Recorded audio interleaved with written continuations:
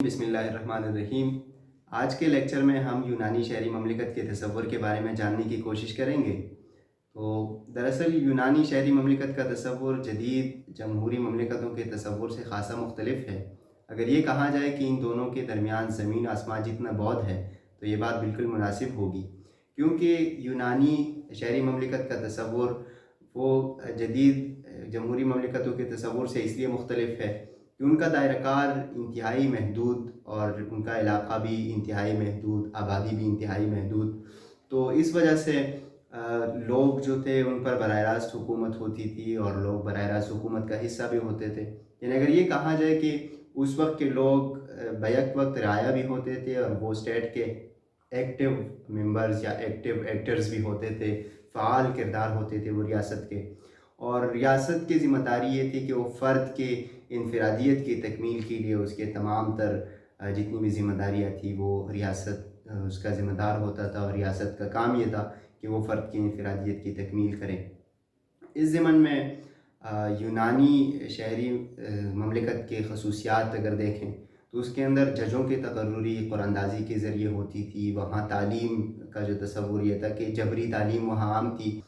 تو دراصل ان کی خصوصیات کچھ جس کا ہم تذکرہ کر رہے تھے وہ یہ ہے کہ وہاں مملکت اور اخلاقیات، مملکت اور مذہب، اور اسی طرح مملکت اور سیاست، ان چیزوں کے درمیان کوئی فرق نہیں تھا۔ یہ سب چیزوں کو ایک ہی نظر سے دیکھتے تھے۔ اس کے مقابلے میں اگر جدید جمہوری ریاستوں کے اندر یا جمہوری نظاموں کے اندر اگر ہم یہ دیکھیں تو ان کا ایک خاص فرق ہے کہ سیاست کو ایک الگ نظر سے دیکھا جاتا ہے، مذہب کو ایک الگ نظر سے دیکھا جاتا ہے، اخلاقیات الگ ہے، اور اسی طرح کاروباری مملکت جو ہے وہ الگ ہے۔ تو ان کے ہاں یہ چیز نہیں تھی۔ یہ ان کے خصوصیات میں سے ہیں، یہ تمام چیزوں کو ایک ساتھ لے کے چلتے تھے اور ان کے درمیان کوئی خاص فرق جو ہے وہ نہیں پایا جاتا ہے۔ یونانی شہری مملکت کے ایک تصور یہ بھی ہے کہ وہاں دیہاتی اور شہری کا کوئی خاص کانسیپٹ نہیں تھا، اور دیہاتی اور شہری بیک وقت ایک مملکت کے شہری ہوتے تھے۔ اور جیسے جدید اسٹیٹس کے اندر یا جدید جمہوری مملکتوں کے اندر دیہاتی اور شہری زندگی کے الگ تصورات ہوتے ہیں اور ان کے الگ ایک پیمانے اور خطوط ہوتے ہیں، تو یونانی شہری مملکت کے اندر کم از کم یہ چیزیں نہیں تھیں۔ وہ دیہاتی اور شہری زندگی کو ایک طرح سے دیکھتے تھے اور اس کو ایک طرح سے ٹریٹ کرتے تھے۔ دوسری بات جس طرح ہم نے پہلے شروع میں کہی تھی کہ ان کا ایک علاقہ محدود ہوتا تھا اور لوگ جو ہے وہ براہ راست ان کے اوپر حکومت ہوتی تھی، اور لوگ ریاست کے معاملات میں براہ راست شریک ہوتے تھے، اور وہ اپنی تنقید اور جو بھی تجزیے ہوتے تھے یا ان کے جو مشورے وہ ریاست تک آسانی کے ذریعے سے وہ پہنچا سکتے تھے، ایک دوسرے کے معاملات سے بخوبی آگاہ ہوتے تھے، کیونکہ ان کے اندر کوئی ڈیفرنس اتنی زیادہ نہیں ہوتی تھی، سب ایک ساتھ رہتے تھے، علاقہ محدود ہوتا تھا، ایک دوسرے کے رجحانات، کیفیات اور ترجیحات کا ان کو اندازہ ہوتا تھا، تو اسی کے مطابق پھر وہ ریاست کے رخ کو کسی طرف موڑنا اگر چاہتے تھے تو وہ اس کو آسانی سے کر سکتے تھے۔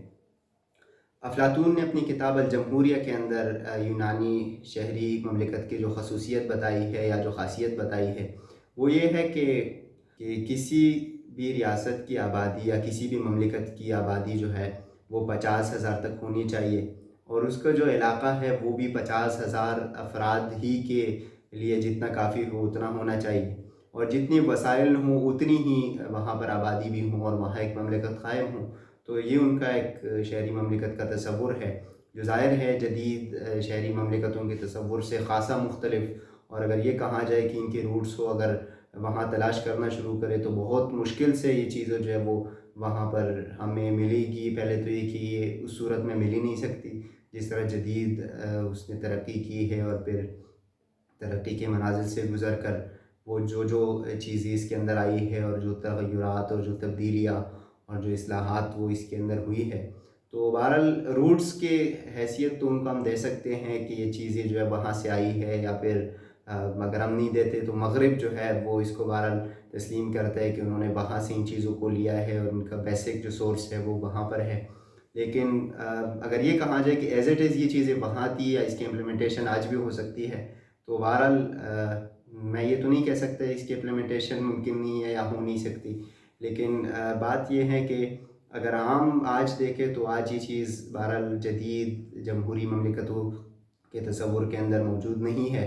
تو یہ ان کا ایک شہری مملکت کا تصور تھا جس کے بارے میں ہم نے مختصراً گفتگو کی۔ اگر کسی کو تفصیل سے پڑھنا ہے تو اس کے لیے پھر دیگر ذرائع جو ہے وہ موجود ہے، وہاں سے وہ استفادہ کر سکتا ہے۔